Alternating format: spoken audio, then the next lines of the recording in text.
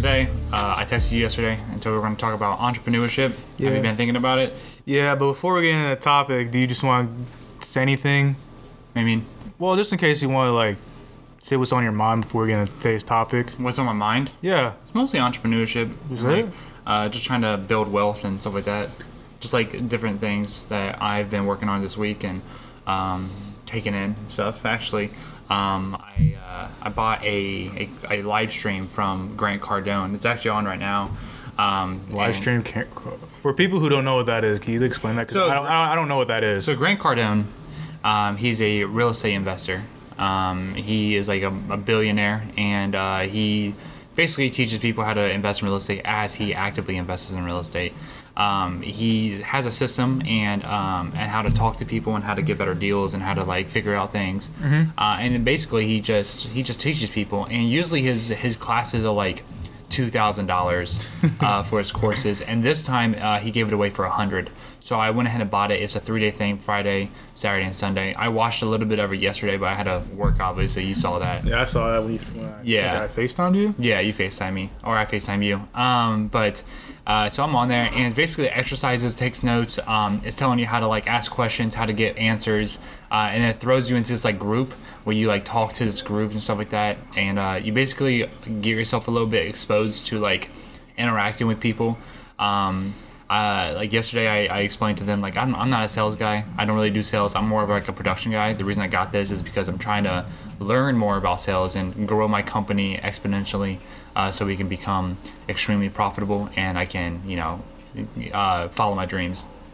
But also like it goes into sales, it goes into like real estate, goes into marketing, it goes into all these different categories. It's a 3-day thing. It's a lot of information to take in, but it's good information, and I want to like kind of expand my knowledge in the field of real estate. Basically, I've been doing a lot of research and just trying to figure out how to get into real estate and how to make it so it's a long-term thing instead of a short-term thing, right? Because with real estate, there's two sections. You can get short-term wealth, like you can basically flip houses within a month and make thousands of dollars, right? Yeah. And there's long-term wealth where it's like it's money up front and it's a bunch of money over time, and your wealth is based on the appreciation of the house and you pay down your loan. So I've been looking more towards the second option. Just because I'm trying to become a millionaire by age 30. And how old are you right now? I'm 23. 23. Yeah. Yeah, 7 years, everyone. 7 years to make it. I can 100% do that. AKA, he's gonna play the lottery every week. No, I'm not gonna play lottery. But this is what I'm doing, right? So, my first house, I'm actually going to stop becoming a tenant in apartment complexes and stuff like that. I'm gonna buy my own house. I'm going to buy it with an FHA loan. For those of you who don't know what FHA loan is, it's a loan that you can put 3.5% down, and you have to live in the house for a year, and then you can rent it out. So that's exactly what I'm going to do. I'm going to buy a house, live in it for a year. I'm going to buy it, and I'm going to fix some things up. Obviously I can't afford a shit ton of a crazy expensive house. So buy a house with some problems on it, live in it, and I'm going to redo it, make it livable, and then I'm going to buy another house at the end of the year. And I might live in that one, or I might still live in the same one, but I'm going to definitely rent out one of those. Mm-hmm.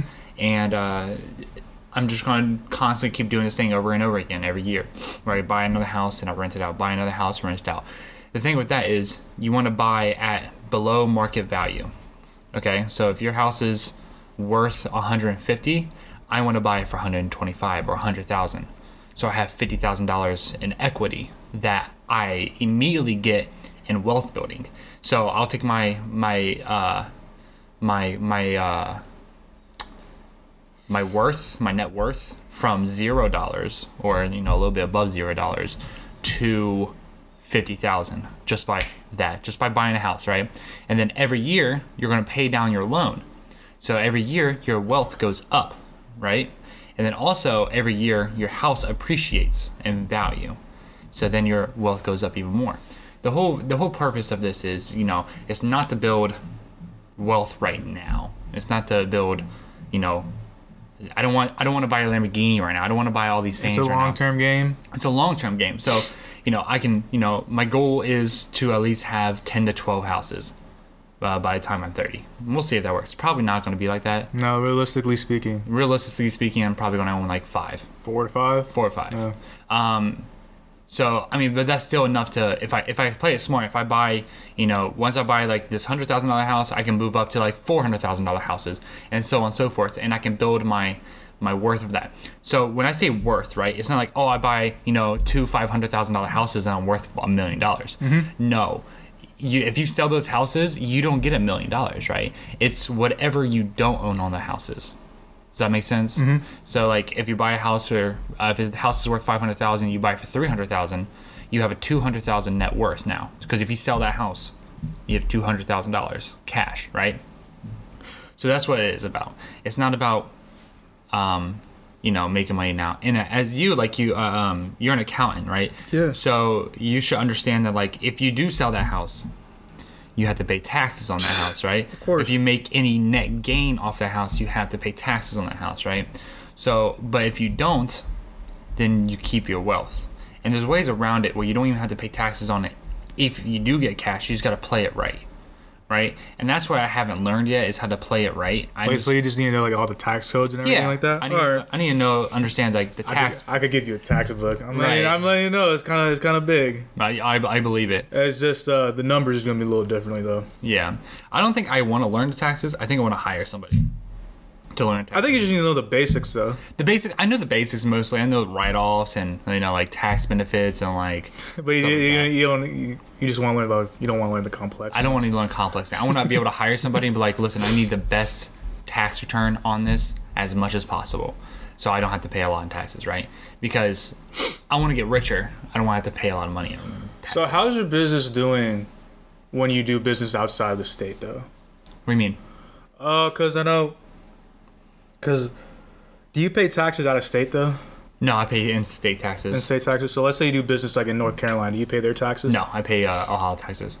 But you're doing business out there though. Yeah, but we're based in Ohio, so it's like we can sell other things, but you live inside of an area and like inside of a county, and you have to pay those county taxes. And I get a thing called a vendor's license, so that means I don't have to pay taxes on every item I buy. So you like tax exempt? Yeah, I'm tax exempt, but tax exempt. For those of you who don't understand what tax exempt is you're not exempt from all taxes. You pay when you pay. Like you get to choose when you pay taxes. So it could be quarterly, it could be annually, whatever you decide you want to pay taxes. Yeah, there's a little more to that though. But yeah, it's all good. But it's roughly around there, right? And I also get a lot of tax write-offs, so I have tax benefits because I have a vendor's license. So it's cool in that aspect. But you pay. Wherever you're based out of, that's where you pay. Real estate, if you're based out of like Ohio and you buy real estate in like California, I don't really know how that is. I think you pay California tax too. Do you? Because you actually own property there. Yeah, that makes more sense. But yeah, that's my goal right now. That's what I've been like really diving into again. I dove into this a while back a lot. I know a decent amount. It's just like I need to actually start doing shit and stop like making fictional stories inside my head, like, oh yeah, I'm gonna do this and this. I'm gonna actually do this, and to the people who don't believe that I'm going to show them that I am. And for those of them that don't believe I'm gonna be a millionaire by the age of 30, I will show them that I am. And the thing is like, I think they think like, oh, you're a millionaire, so you're gonna have all these fancy things. No, I'm not. The only fancy thing I'm gonna have is my GTR, and that's it. I'm gonna have a humble house. I'm gonna have a GTR. That's what do you mean by a humble house? Like, I don't want a huge house. So like let's say like a normal average house. Yeah. Okay. I want 3 bed, 2 bath. He wants a 10-car garage, everyone. And a 10-car garage connected to it. With his one car, he wants to have different spaces for it, too. Yeah, exactly. Every angle. Yeah. So when there's like a little photo op, it's different every time. Yeah, honestly. But like, I like cars. I really do, and I want to own... Like, GTR is my like main car. I want to own a lot of cars. I want to own like, I want to have an inventory kind of, right? You want inventory of different cars though? Yeah, I like cars a lot. Like old cars, new cars, luxury cars, exotic cars. I like all these cars, right? But GTR is kind of like my like I want this for myself, kind of, Other ones is like I like these, but I don't really need these, But like we'll see how it goes. But I want to get into real estate, and eventually I want to buy like 300. Apartment complexes and fucking make money off of that. Like I want to get big, right? I want to go up there. I want to fucking just expand as much as I can. So you really want to take the risk then? Cause yeah. All right, so back to the topic of entrepreneurship. I think you're kind of going off topic. Well, But it's still entrepreneurship. okay, yeah, but It's 100% entrepreneurship. yeah, because I think it's my turn to speak now. You've been talking for a while. Been talking for 10 minutes. He's been talking for 10 minutes. I'm just saying. So my view on entrepreneurship is like I think it's something that you personally need to go through it. Like I literally have a textbook on how like entrepreneurship, like one of those McGraw-Hill textbooks you get in school. Mm-hmm. It's literally the most cut and paste goodness. Like you know how they try to sugarcoat everything. Mm-hmm. It's literally one of those. Where it's just like like because you hear two stories about it. You say like entrepreneurship people usually fail within 5 years. They say like the book was just like entrepreneurship like people fail because they don't they don't I don't know there's some they just say some bullshit in there like you could easily make it in 5 years and everything like that. Just people they just give up all the time. I'm just like okay, but if you stick it out for 5 years you're automatically successful. Like they use the term automatically though. I think the term's like very skewed. I mean I could bring in the book. I still have it at my house. I think the book seems irrelevant, It is irrelevant because like as long as you know 4 aspects of business, which is like accounting obviously because that's the language of business all around. You need to know finance because you need to know like some formulas and like ratios. That's like the main math skills you need to know. You need to know marketing because you need to know like what you need to do, like how you're going to target your market and then what to do, create that customer value.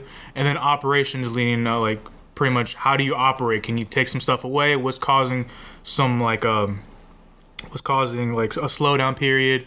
What's the bottleneck? What is the constraint and all that? I'm listening. Okay, like what is all that? And then and then somewhere in that you throw in some human resources as well. So that like are you operating within code of conduct and everything like that? Yeah, can I see you on this? Yeah. So I will have to disagree on a lot of those. On what? On like the other aspects besides creating.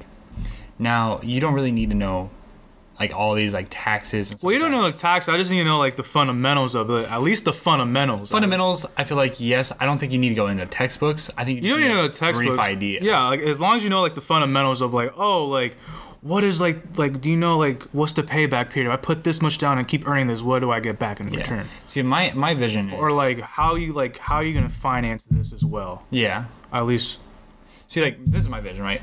So an entrepreneur in my eyes is the envisioner. He's a visionary. And yeah. Okay. He's a captain of the ship. Let's go with that. He hires people to take over those parts and control those areas. And he is specifically just for making the brand stand out. And he's part of just like the creative, and everyone else is part of the logistics. Mm-hmm. So that's how you have a pyramid, right? You have the CEO or the fucking entrepreneur in the top, and you have the admins in the bottom. And then you have your workers who just do all the products and stuff like that, right? So the person up top goes, "I want this done." The people on the bottom go, "How do we get this done?" And the people on the bottom go, "We need to get this done." So it's like a step system. Like you don't really need like. Me, for an entrepreneur, I don't really need to know HR. I hire somebody to know HR. They understand the whole process. They explain the whole process. I don't need to know accounting. I can hire someone like you who does accounting for me, right? My vision is like, okay, I don't like how this looks. We need to change it. Okay, but like HR, like, I think when you think of HR, do you think of it as like, oh, you're doing that because that's not our code of conduct, right? Yeah. What happens if I just skew HR as like, okay, here's our mission statement. Here's what we believe in. Go with this mission statement as well. Yeah. I mean, like we can give a brief idea of like what we're trying to stand for. Yeah, that's kind of that's like HR a little bit though. Yeah, but enforcing that, it's like I'm not going to do that. You're not going to do that. Job. I was like, I'm hiring you. So what happens if like I catch you as like not doing what we like stand for? I'm the CEO. You're gonna be like, oh, we're just gonna be like, but I won't because you won't. As an entrepreneur, you need to have a clear idea of what you want. And if you don't, then you don't need to be in business. Okay. You know what I'm saying? Like if you just go back and forth all the time, then you need to reevaluate your goals. Like, because like you are the company. Like for me, infinite, I am infinite, and whatever I do is infinite, and I need to understand that. And I need to create infinite like I would want to buy infinite. Mm-hmm. Something Grant Cardone said the other day was, you are your company. You buy what your company produces. If you produce something that you wouldn't even buy, no one's going to buy it. Of course. right? So it's like you have to keep that in mind. You have to keep your mission statement in head. If you lose track of it, you need to come back. That's why like journaling, meditation, all these things are good, because you know we are human. We get off track. We go, man, this is too fucking hard. I'd rather sit and watch fucking, you know, Supernatural and eat Doritos all day, you know. But like, we're also human in an aspect where we get inspired and we want to go do something. So it's like, how much can you do by yourself? That's true. You know. So I mean, if you're an entrepreneur that goes back and forth all the time, you need to really evaluate your goals and priorities over anything. You know, because like if HR sees me, I'm going to tell HR what I want, and I'm going to stick to that 100%. And if you are a CEO or whatever, like we have a bunch of these CEOs that take over big businesses, you're gonna destroy them because they don't have their morals and values in check. I mean, I do believe you are right, but then again, I feel like as long as you have the right team around you, then everything will fall in line with it. It's just trial and error and building the right team. That's true, because like I think a book I read during like when I was taking an HR class was a book called Traction by Gino Wickman. It's like literally Law of Attraction. No, it's just Traction. Okay. You could look. I could give it to you though, like lend it to you. It's basically how, like, when you're, like, an entrepreneur, like, you know how people don't go that extra step? It's a way of it's just saying, like, here's how you proceed with that, and here's how you gain traction throughout time. It's kind of like HR a little bit. Okay. So it does teach you, like, oh, like, here's how you hire the right people. Here's how you, like... That's good to have. I think like, that HR, like, perspective, hiring, that's good. Like, here's how you put the people in the right seats. Here's how you, like... talk with your team. Here's how you like envision this with using a balanced scorecard and everything like that, rather than using you know, profit loss statement to make your judgment, because profit loss is based on like historical cost, and the balanced scorecard is like, here's what we're trying to do, like you were doing this along the way. Yeah. When I read that book, everything was just like kind of started becoming a little more clear to me about that, about like HR and then like how to manage and stuff like that. So I highly recommend you read that, because that's how I like got the HR Mind Spec, rather than just like, oh, HR, they're just the police, man. That's when I first view HR, like, yeah, they're just the police. Make sure you're doing your shit correctly. Yeah. But there's like a little bit more behind it, and that's what I got. I feel like it depends on who you hire as an HR, you know? Just like if they have like this police mentality where like they're just gonna run shit, then that's what they're gonna do, right? And I feel like that's what a lot of companies do. They just kind of hire people for HR, and then HR kind of acts like the police of the building. That's true. I mean, you gotta know like who you're hiring with it too, because you have like director of human resources is like, okay, he's the overseer. Then you have the talent acquisition people who like try to find new prospects and everything like that. Try to make sure they fall in line with your core values and like the mission, like what you believe in. And then we have the compensation benefits and everything like that, where like, oh, you could probably go, here's what we have. This is where you do your little retirement fund too, where the dollar cents at the dollar, like, I don't know, that your retirement plan. Yeah. And then as well as like the vision plan too, dental and all that. And then we have another one who's just like audits stuff. Yeah. Also, can we talk about like retirement plans? Because we talked about this before. I think we briefly touched on it. Yeah, it's like I think we both had different views. Did you believe in the retirement plan? You know what I mean by believe? Like, do you think it's a good investment? I mean, well, it depends. If you just want to like have a stable job, I mean, I do believe you should have some money set aside for your retirement. Yeah. If you know, just like I do believe in it. Then I'm gonna just say I believe in it. Why do you think people, like, if you were to tell people that, you know, okay, so teaching people, this is where I think the company is fucked up. Or not the company, the world has fucked up. Is because we taught people to, you know, put aside the paychecks every so often, and they kind of get this retirement plan, either if they invest in their stocks or if the company matches it, so on and so forth, right? Like, my eyes is like, I will probably never get a retirement plan, just for the simple fact of I know I can build my retirement plan, right? With real estate, like for me, you know, I can invest $3,500, right, and buy an asset worth $130,000. That's going to appreciate over time at 7%, and is going to make me richer every single year because I pay down the loan. To me, that sounds like a better retirement plan. And especially if I buy below market value, I can get immediate $50,000 just by buying the place. Immediate, right? So to me, that seems like a better ROI than a retirement plan. And I think this is where our schooling system has failed us in the financial department, because most people look at the retirement plan as a safe way to do it, right? Everyone wants like comfort and security. And like retirement plans are good, yes, but like if you're only making $10 to $15 an hour and you're putting aside a paycheck every week, you have to work your entire life at this company until you retire, and then you have to take out this portion, and it's just basically you're getting what you took out of your paycheck in the first place. And it's like, to me, that just doesn't seem worth it. I'd rather get my full paycheck, save the money I want to save, invest that money into a house, and use that as my piggy bank that builds interest way more than a bank would give you. Way more than a CPA? Is that what it is, the interest one? CPA? What bank do you have that gives you interest? What bank do I have right now? No, not bank. What account do you have that you put all your money into just to earn interest? I have a CD right now. CD, yeah. CD's a small term. Yeah.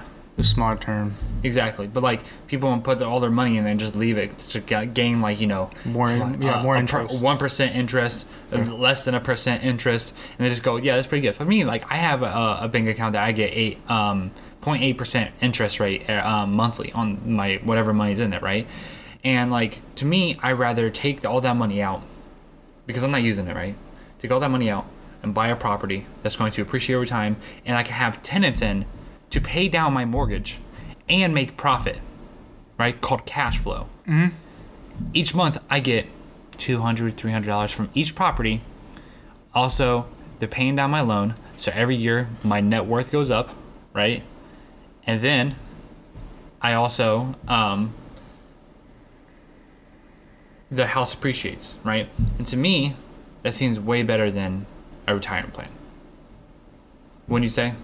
I mean, yeah, but I think it's a safe way because, let's take the average person, who don't want to, they say like, oh, I want to make it big, but yeah, they don't really do anything. Mm-hmm. They talk all this stuff because they're mostly a talker, put it on social media, and they still work the same job every single week. So, of course, I'm going to recommend just just open that up because overall, you ain't really doing anything. Yeah.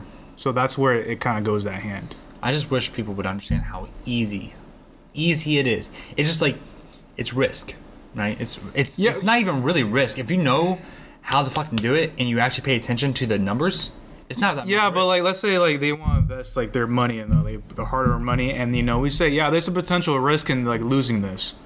They're not gonna do it. Like, I don't want to waste like my $50,000 in that. Even though he said there's like a small percentage of risk in there, like I think that's where their mindset is like, I might lose all this. I'm not gonna do anything with this.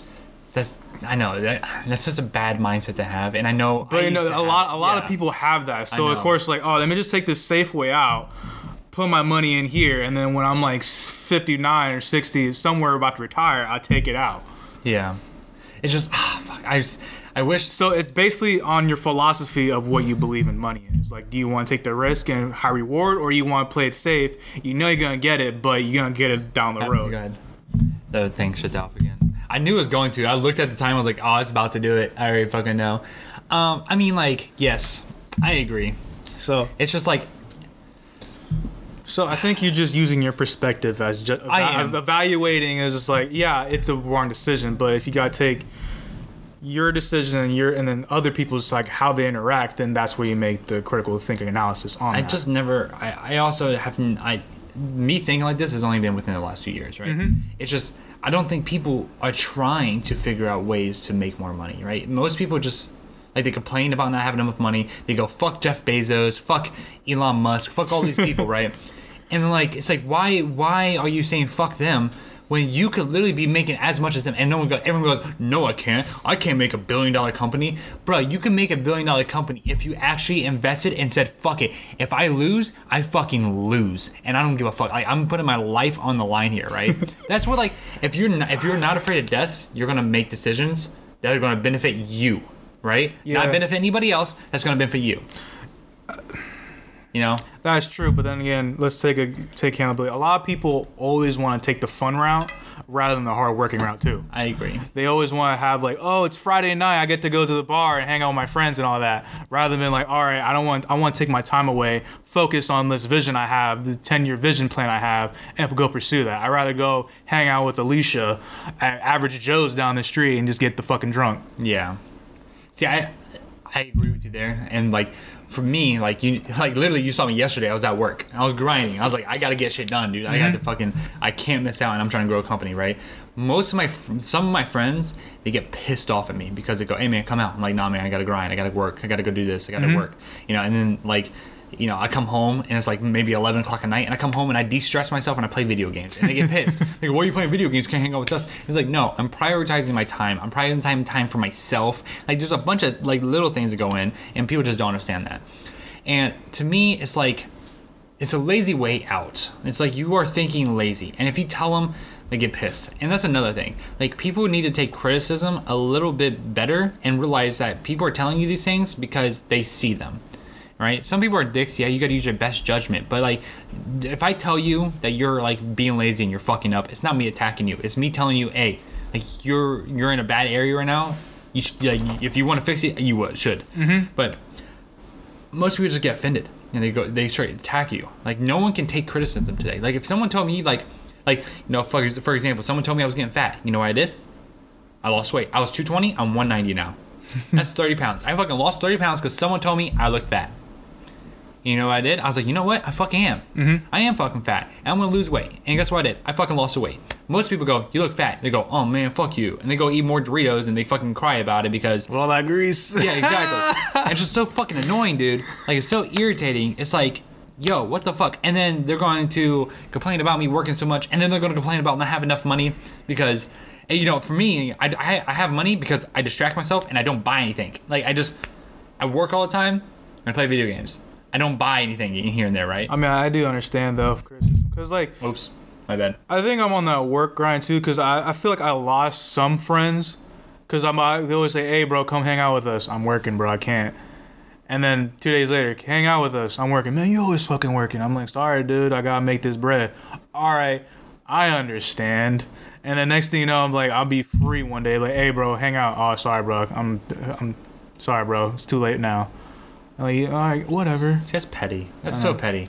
I wish people would understand, like, hey, like, we're trying to. Because, like, I literally told one of my friends, I'm like, hey, bro, we're in a prime times of our life. This is where we try to make money rather than spending 30s trying to play catch-up. Like, I'd rather do it now. That's my fucking point right there. People don't understand that. People don't understand that I was at like, all. we are in a prime times of our lives. I think 20s is the prime time of your lives, and then when you're 30s, then you start being a little more conservative about what you're doing, and then 40s, you're way more conservative than 50s, I'm just done. I think the reason why people mostly do it in the 30s is because they don't have a perspective of time. They don't have a perspective of like how fast time goes. Yeah, because when you're in 30s, basically you have a family already. Yeah, and if you still work at, you know, Krispy Kreme or McDonald's or whatever, by the time you're 30, it's like, okay, that guy, like, what's going on with your life, you know? Like, I worked with a guy at Krispy Kreme that was there for fucking, like, 10 years, almost 10 years. And he's still there. You know what I'm talking about. You know exactly what I'm talking about. And he, like, you can just tell. He just has this aura around him, like, he is not going to go anywhere. And he acted like a kid, and it's like, he just never grew up, right? And I feel like that's what's scary about in this day and age is, like, you know, people like our age, they don't care. They don't think about these things. All they want to do is party, have fun, enjoy life, smoke, drink, fucking just not do anything and just work a minimum wage job and call it a day. Because they think that, oh, they're going to live forever. And then they're going to wake up one day and get pissed at us because we have money and they don't. And we don't have to work for a living, but they do. And it's like, fuck. Like, they're like, oh my god. Like, man, fuck Wes and Jeremy. Fuck Wes for driving GTR. Fuck Jeremy for, I don't know what Jeremy's doing, driving a Porsche or something. And it's like, fuck them. They have too much money. And it's like, no, we don't really. Well, I mean, we have a lot of money, but it's like, we're being smart with our money. And while you guys are out partying when you guys are in your 20s, we were out grinding and trying to get shit done and trying to develop our personality in a way that benefits us instead of a way that benefits themselves. You know? And it's like, I just think, you know, people need to, if they want to grow, there's opportunity to, especially today. Do we have YouTube? You can buy courses. That's also another thing. People will go out and spend, fucking, what is it? Like $500 on a new computer, or $500 on something they don't really need. And instead of going out and investing $500 in themselves. And when I say in themselves, I'm talking about education and talking about knowledge, talking about all these things, right? I just buy a $100 course and I even think about it. You know what I'm gonna do? I'm gonna go buy a $600 course, and guess what? I'm not even gonna think about it. Why? Because I know if I use whatever that person is teaching, and I actually put it in perspective, that $600 is going to quadruple 10 times, 20 times, 30 times itself just by the knowledge that it presents. And people don't understand that part, and they don't want to buy these parts, and then they want to complain about how they can't get all this stuff and not put it to work. It's like, it's basic math. This episode is sponsored by Skillshare. Please. Honestly though, like Skillshare is a really good area. Like you can learn everything. Like I learned graphic design on there, how to create like mascot logos. Like you can learn a lot on there. They have a bunch of different courses on like investing, stocks, real estate. All right, we should stop promoting them right now. We're not getting paid. Like, we're not getting paid by them, I don't care. They're just a really good website. Just use YouTube for right now, guys. Just look up a 10-minute clip. Yeah, I mean, find YouTube, find a person that you like to do, watch, and see if they have a course. If they have a course, then buy the course. Like if it's a lot of money, just think about if whatever money that is in there. Think about it. Can I make 3 times as much as this just by the information that's in there? Can I look up reviews on it, see what's going on, join their Facebook, join their Discord, join their group, just to see what the results are producing? Yeah. Message people that are in a group. Ask them, hey, have you got, is this a good quality thing? They're going to be honest with you. They're not sponsored by them. They bought the course just like everybody else. Yeah. It's just like, who's going to put in the work and who's not? Who's going to sit down to do it and who's not? And like I think what a lot of people have that's skewed, and we're going to try to wrap this up. But a lot of people have. Oh, we're already there already? Yeah. God damn, dude. Yeah. Well, we have the skewed. This goes away with operations, all right? Hold on. No, I'm talking right now. Hold on. But having a lot of I think what's skewed is like people go, it's either work hard or play hard. And it's like no, it's like you can do both. You can work hard and play hard. Like you can work hard and then you can also play video games if you want. Mm-hmm. You can work hard. And you can just relax for a bit if you want. It's not always grind. It's never like that. And people think it is. Like, people look at me and go, you work too much. I mean, in my eyes, I don't work too much, right? In my eyes, I'm a lazy sack of shit. And like, I don't put in enough work. And that's on me, right? Are you one of those people who wakes up at 4 o'clock in the morning, bro, and starts your day? No. I'm not. I don't think I'm not ready for no, it. No, I can't. I wake up at 6, sometimes 6:40. Like I wake up at 6 and then I feel I'm okay with it. Yeah. At 6. Like there's people that do that. I just don't think it benefits me. Like you have to understand who you are as a person. I know it doesn't benefit me at this point in time in my life right now. I agree. Because I think this good results to that one thing I talked about earlier, which is like operation. You gotta see how you operate during your day. Like, what does your day look like, and how you operate during that day. Yeah. So like, if you wake up at 4 because you saw some dude wakes up at 4 because they tell you I wake up at 4 o'clock in the morning because I want to maximize that day. You gotta realize what do they do during that day. That's why I wake up at 4. If you don't wake up at 4 o'clock in the day and you don't have nothing to do until 10 a.m., then do not wake up at 4 o'clock in the morning. Yeah. You only really need like if you want to like just get things done, meditate, exercise, you only really need like a 2-hour window. Mm-hmm. A 2-hour window. Yeah. If you have anything to do at 10, you should just wake up at 8 or 7 or 7. Like 7 is good. Basically, you gotta have a bird's eye view of how do you operate during your day, and then where can you fit this stuff in there. Yep. Do you need to wake up early? Then yeah, try to wake up a little earlier, but do not be that one person who's like, I'm gonna wake up at 4 because my favorite person wakes up at 4 o'clock in the morning. And he has a mission. He has a he has a set goal of what he wants to do, and then he has things like his booked out his whole day to do fill his goal. Rather, like you wake up at 4, you have nothing to do until 10. So what are you gonna do from like 4 to 10? Yeah. Rather just eat, meditate, maybe go to the gym. But how long did that take? That's like an hour and a half right there. That right there is like an hour and a half. All right, if that. Not even that really, but like it's not gonna take that long. But I agree completely on that. A lot of people like they just throw themselves in these things like, oh, I'm gonna wake up at 4. I'm gonna eat egg whites every day. I'm gonna eat chicken and rice for every single day of my life. And it's like bro, like you are not made like that. You're not made like that. I mean, like you might do that for about a week or two, and then you're gonna stop and then result. That's what I did. You know, but I go to an extreme. I try things just to see what I can take in. I take in a lot of things. But some things I definitely don't take up. Like I don't wake up at 4 anymore because that shit was hard. That shit was hard. Yeah. So, I mean, basically what you could take from this is, you know, invest into yourself. And when I say invest into yourself, invest into knowledge, invest into like things that are going to grow you as a person. You know, like it's okay. You can play video games. You can do all these things. If you can do all the things you enjoy, but you have to understand how to prioritize your tasks. And if you can do that, and you can look at money as like a fictional item, and you can try to gain an abundance of it just to make you happy and healthy. I think that's the best thing. Is if you take anything from this, happiness is, you know, attitude, abundance of wealth, and health. If you can get that, I think everyone will be fine. You just have to invest into yourself.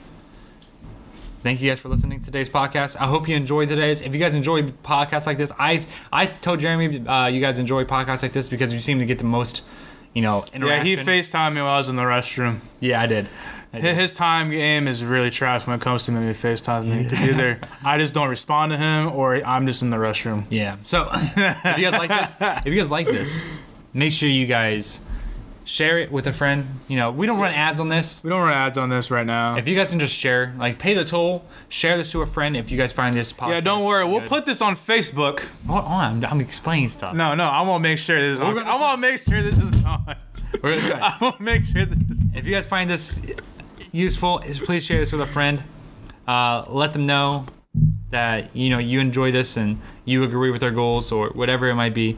And if you guys are watching this on YouTube and you guys like videos like this, make sure you hit the like button for the YouTube algorithm because it's going to recommend more videos like this. Not ours specific probably, but other videos in general. And I want to make sure you guys get the best value out of yourself and your time. That's marketing right there, Wesley. Marketing. So like the video for more videos like this in your YouTube algorithm. And also, if you guys haven't already, please click that subscribe button because we come out with a new video at least once a week. Sometimes not, but we'll make sure we keep you updated on all our socials. All right, my name is Wesley Jude. My name is Jeremy. And we will see you next time on Better As We Go podcast. See you guys later.